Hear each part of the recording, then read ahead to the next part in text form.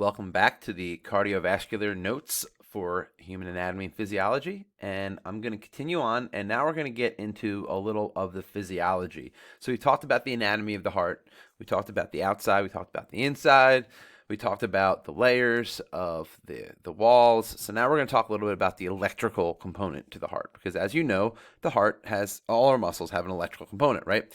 You can have your muscles contract by two ways. One is through a nerve eliciting an electrical impulse through the nerve, which will then stimulate the muscle, or you can jam your finger in an electric socket, and that will also make your muscles contract. And a more realistic scenario would be an AED machine, which is what you would use if you were having a heart attack. They can send an electrical impulse into your heart and restart your heart. So our heart actually has its own internal cardiac conduction system, and it uses this very, I'm going to go ahead and say it's kind of a simple system to make your heart work tirelessly over the entirety of your life, pumping blood out to your cells and to your lungs in order to oxygenate and drop off waste. So the way it's done is with this cardiac conduction system. So if you look at this diagram here, you can see the heart, you can see the right atrium ventricle, the left atrium ventricle, and then these blue lines here represent the actual conduction system, which is made up of some neurons. So let's get started.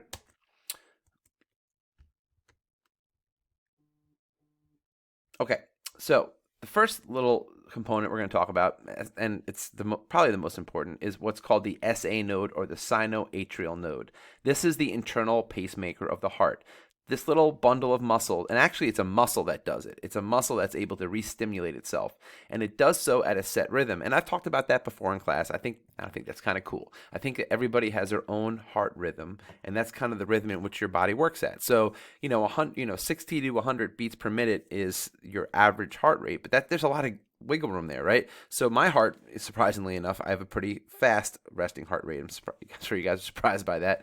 And some people have a slower resting heart rate. But your heart beats at a set rhythm based off of this little node, which is a cluster of specialized muscle cells, and that is what fires off and then triggers other cells to fire off. And it does that through the intercalated discs, and it does that through these neurons. So the SA node is the pacemaker of the heart. So if somebody has to get a pacemaker put in, if their heart, if they have an arrhythmia and their heart doesn't beat at the right rhythm, they can get an artificial pacemaker put in, and that works just as well. As long as there's a battery in there, it will beat the heart at the rhythm it needs to be beat at.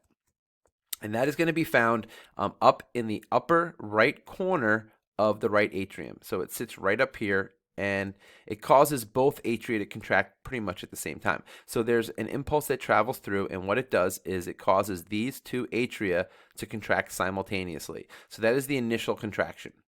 And when this contracts, it sends an impulse down through these fibers, and it causes the atria to contract simultaneously. The second part of this conduction system is it then leads to a secondary node called the AV node, or the atrioventricular node. And the atrioventricular node is going to sit right between the two, it's at the top of the septum, in between the two ventricles. And what ends up happening is the impulse travels from the SA node to the AV node, and then it travels down from there. Now, one thing I want to point out, and again, this is nature's excellent design work, the impulse travels differently in terms of speed. The initial impulse going from the SA node to the AV node, it actually goes a little bit slower, and then it picks up speed as it travels down this direction, which I'll talk about in a minute. And the reason why it does that is it gives the atria a chance to dump the blood into the ventricle. If the impulse traveled too quickly, you would have the atria contract, and then the ventricle would contract very quickly, and it wouldn't give the atria a chance to pump the blood into the ventricle. So by having this little bit of a lag time here, going from the SA node to the AV node, it gives the heart a chance to do its job. So again, great design by nature. If it didn't work that way, if the impulse traveled quickly to the AV node, it would cause the atria to contract, and then the ventricle would contract too quickly and cause backflow, because those valves would still be open instead of closed, and you would have a scenario where your heart would seize up. So thanks, nature. Okay, so it hits the AV node, and then it starts to travel down. So once the impulse hits the AV node, it travels down through what is called the bundle of His, or the AV bundle right here, and then it branches off into these bundle branch fibers. So there's two bundle branch fibers which travel down to the base or the apex of the heart. I'm sorry, the base is up here, I know. The apex of the heart down here. So the impulse goes SA node, AV node, bundle of His, bundle branch fibers down to the apex of the heart, and then finally these Purkinje fibers carry the impulse up the sides. And that's important, and that's another design element that makes the heart so effective. In order to push blood from the ventricles, think about that whole, I've used this analogy several times through class, the old toothpaste analogy. If you want to get all the toothpaste out of the tube, you do not squeeze it in the middle, because if you squeeze it in the middle, that is going to push the toothpaste above your hand out of the tube, but all that toothpaste that is stuck below your hand is just going to get pushed to the bottom of the tube. Not very effective, right? So you want to squeeze from the bottom of that toothpaste tube. Now imagine these ventricles as those same toothpaste tubes. You want to squeeze from the bottom out because the blood is being forced out this direction. So if you were to squeeze from the top down, that would push blood down to the apex of the heart. That would be very ineffective.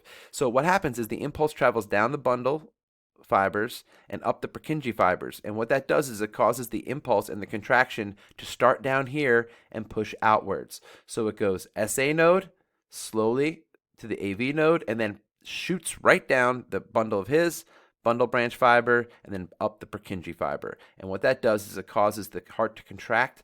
It actually does it in a way too where these fibers are aligned in a way that the heart actually twists slightly. So imagine squeezing out a sponge, right? When you squeeze out a sponge, you grab it from two sides and you twist it, and that gets all the water out. So the heart actually, when it contracts, it rotates slightly, and it squeezes the blood out and out of those blood vessels going out to the lungs and out to the body, right?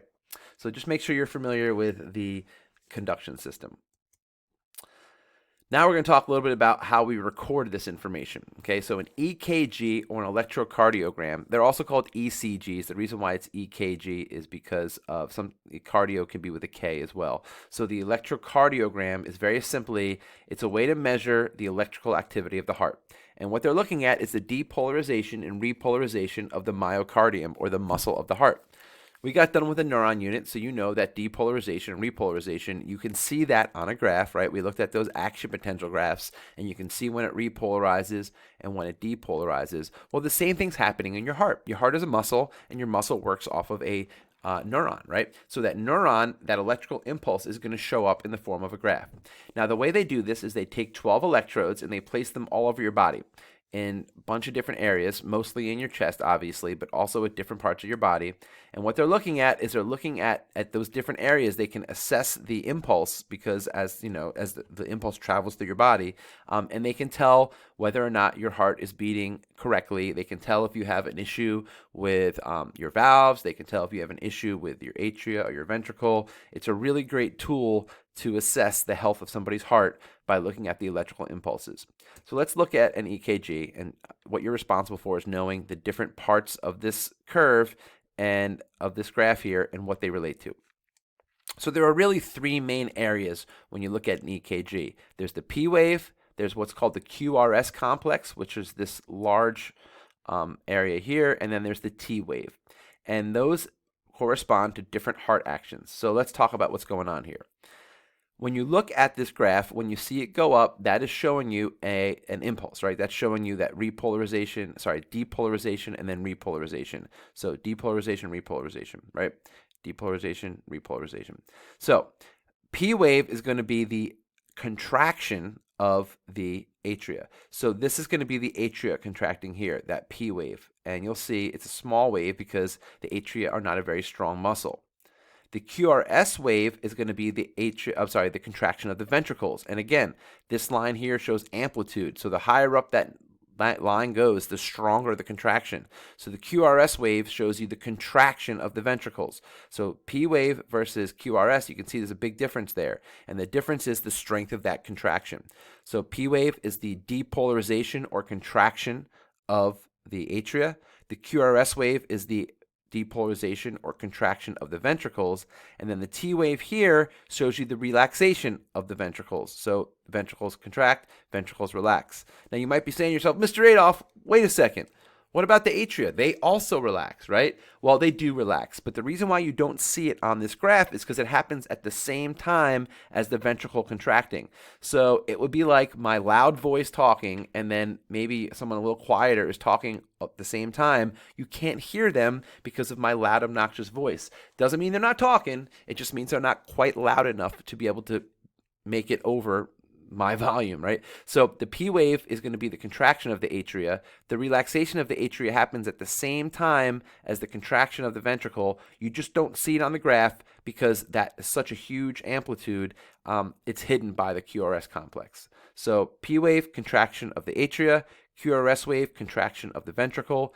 T wave, relaxation of the ventricle. There is a relaxation of the atria. You just do not see it because it happens at the same time as the contraction of the ventricle. And finally here, just a little bit about the waves. You know, heart doesn't beat one time. You've probably seen a show before where someone's on a heart monitor, you know, doo, doo, doo, doo, doo, doo, right? And it looks like this, and that is what you're seeing. A healthy heartbeat has all these waves identified. Now, if we were in class now and we had a little more time with this, I'd have you guys do a little more work with this, and you'd be identifying arrhythmias, which means the heart is not beating correctly. There's a bunch of different scenarios which can happen, but one heartbeat is essentially a P wave to a P wave. So this is a P wave here, P wave here. This would be one heartbeat. The PQ interval is the time from the P wave to the Q wave here, QRS complex, and that is the time it takes for the SA node to send its impulse to the AV node. So if this distance was too short, that means that the heart would be pushing too much blood out to the ventricle before it was ready for it. So there's a bunch of things that they look at when they look at these. The distance between these waves tells you if a heart is healthy or if they're having issues. And then finally, the cardiac cycle. The cardiac cycle is just, we're going to use these two terms, systole and diastole. You've seen blood pressure before, right? 120 over 80. And again, if we were in class, we'd be going into blood pressure, but I'm going to hold off on that until we get back in the classroom, if we get back in the classroom. So the 180, you know, if you look at a heartbeat, you're going to have the systole over diastole, the blood pressure. And those terms have to do with contraction and relaxation. Systole means contraction, diastole means relaxation. So the cardiac cycle is the series of contractions and relaxations in a heartbeat. So when there's a heartbeat, the heartbeat is going to be a contraction and a relaxation of the atria and contraction and relaxation of the ventricles. So when the atria are in diastole, which is relaxation, the ventricles are going to be in systole. They can't both be in systole at the same time. So diastole means relaxation, systole means contraction. And I like to think of it like a seesaw. If you have a seesaw, both people can't be up at the same time or down at the same time. If one person's up, the other person's down. If the atria is in systole, the ventricle has to be in diastole. And if the ventricle is in diastole, the atria has to be in systole. If they were both in systole, that means they'd be pumping blood towards each other, and that heart would stop beating. And if they were both in diastole, that means they'd be both relaxed at the same time, and the heart wouldn't be beating. So if the atria is in diastole, the ventricle is in systole. If the ventricle is in systole, the atria is in diastole. So just make sure you know those terms. Diastole means relaxation. Ventricle, systole means contraction. Thank you very much.